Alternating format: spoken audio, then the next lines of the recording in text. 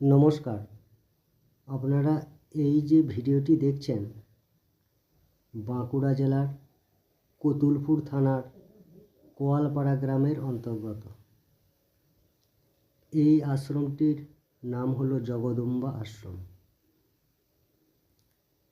যাহা কোয়ালপাড়া যোগাশ্রম পরিচালিত। আবার কোয়ালপাড়া যোগাশ্রম পরিচালনা করেন জয়রামবাটি মাতৃমন্দির, যাহা বেলুড় মঠ দ্বারা পরিচালিত।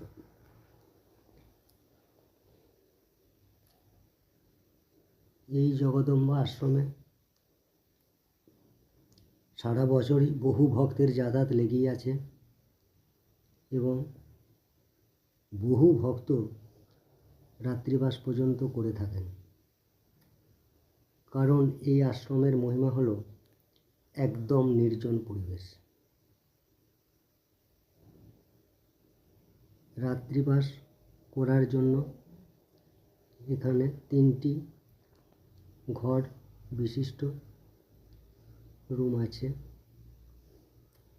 এখানে কোনো হই হুল্লোড় বা কোনো চেঁচামেচি দেখা যায় না। বহু ভক্ত ঘন্টার পর ঘন্টা জপধ্যান করতে থাকেন। এখানে শ্রী শ্রী মা সারদা দেবী রাধুকে নিয়ে থাকতেন। এই আশ্রমে একটি ঘটনা ঘটে শ্রী শ্রী মায়ের জীবনে। একদিন দুপুরে মা খাওয়া দাওয়া করে বিশ্রাম নিচ্ছেন, হঠাৎ ঘুমিয়ে পড়েছেন। হঠাৎ স্বপ্নের মাধ্যমে দেখতে পাচ্ছেন ঠাকুর দুপুরবেলা হন্তদন্ত হয়ে মায়ের কাছে এসেছেন। মা তখন কি করবেন কিছু বুঝতে না পেরে মায়ের কাপড়ের আঁচল পেতে দিলেন। ঠাকুর সেই আঁচলে নিদ্রা গেলেন। এই ঘটনায় এটাই মা বোঝালেন,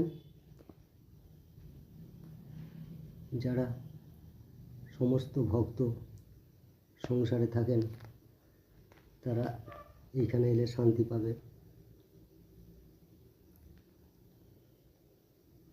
এখানে নিয়মিত জপ ধ্যান করলে ভক্তরা শান্তি লাভ করবেন এই নির্জন আশ্রমটিতে এবং সহজে মন একত্রিত হবে। এবার চলুন, এখানে এক সাধু থাকেন। এইখানে গিয়ে তার কিছু মূল্যবান কথা শুনব ওনার কাছ থেকে। এইখানে একটি বহুদিনের পুরানো বেলগাছ আছে।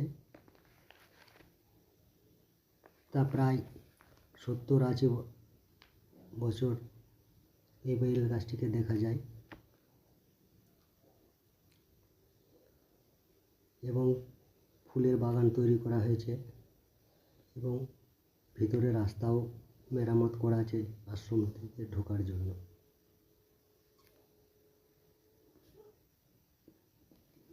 এবার চলুন। মনেরও খাবার দরকার। মনের শক্তি হচ্ছে সাধুদের কাছে যাওয়া, তাদের কথা শোনা, সৎসঙ্গ করা। সাধু না পেলে ভালো সদ্গ্রন্থ পাঠ করা। সদ্গ্রন্থ পাঠ করলে কী লাভ হবে? যেমন যখন আমরা গাড়ি করে যাই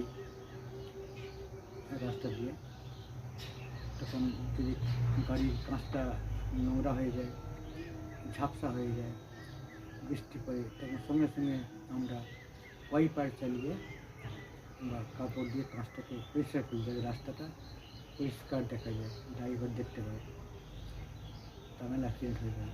সেই রকম আমাদের মনটা হচ্ছে একটা কাঁচের মতো।